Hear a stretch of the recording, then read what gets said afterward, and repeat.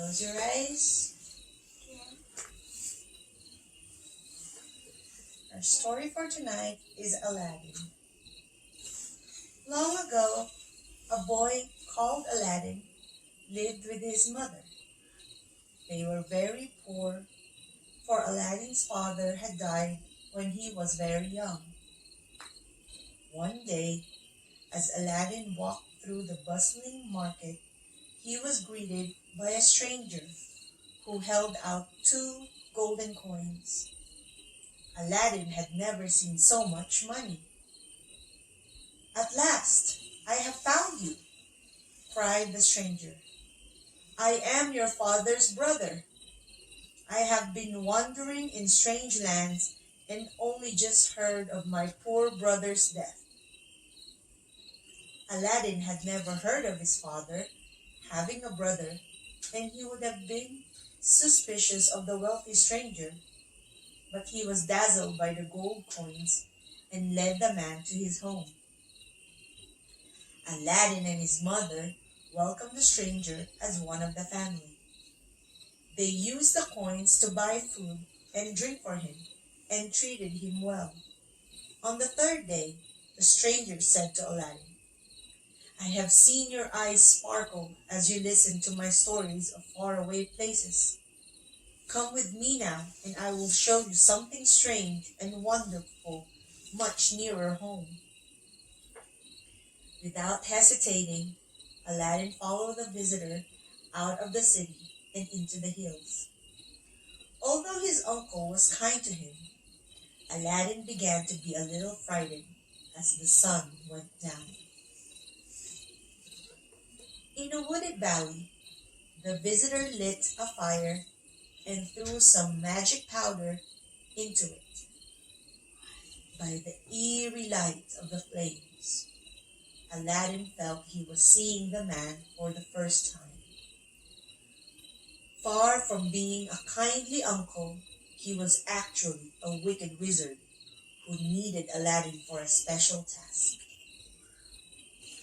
The wizard showed the terrified boy a passageway leading into the hillside. "Go down the steps," he said, "but do not touch the gold and jewels that you will see. In the furthest room, you will find an old lamp. Bring that lamp to me. But first, take this ring. It will protect you." Trembling, Aladdin did as he was told. But as he was nearing the entrance, holding the lamp he had found, Aladdin heard the wizard muttering to himself. "Ha ha," he said. "Soon I will have the lamp, and I can kill that stupid boy." Aladdin wrung his hands in despair. In doing so, he rubbed the ring that the wizard had given him. All at once, there was a flash of light, and an enormous genie appeared before him.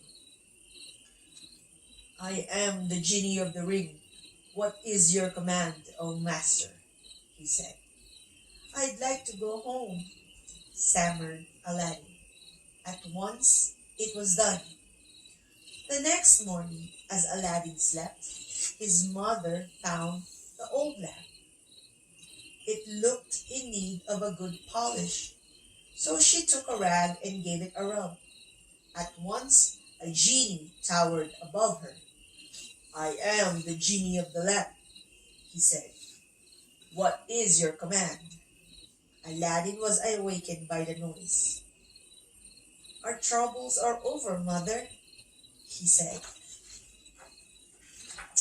Aladdin and his mother lived very comfortably after that.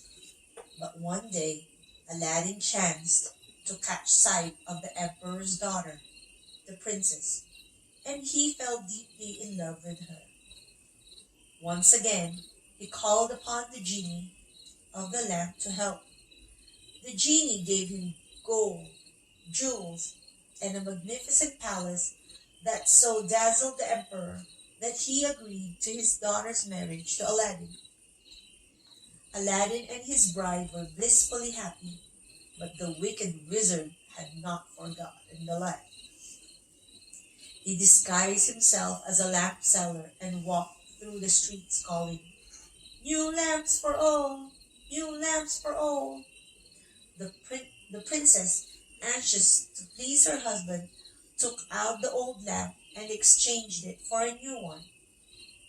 At once, the wicked wizard rubbed the lamp. With the help of the genie, he flew away to Africa, taking Aladdin's palace and the lovely princess with him. When Aladdin discovered what had happened, he was beside himself with grief. Then he thought to rub the wizard's ring. "What is your command, O master?" asked the genie of the ring. "Take me to my wife," begged Aladdin. In an instant he was by her side. The princess was overjoyed to see her husband again, and she was as clever as she was beautiful. That night she drugged the wizard's wine so that he fell into a deep sleep. Aladdin made sure that the wizard would never trouble him again. Then, with his princess by his side, he rubbed the lamp and wished for all his former happiness to be restored to him. And so it was. The end.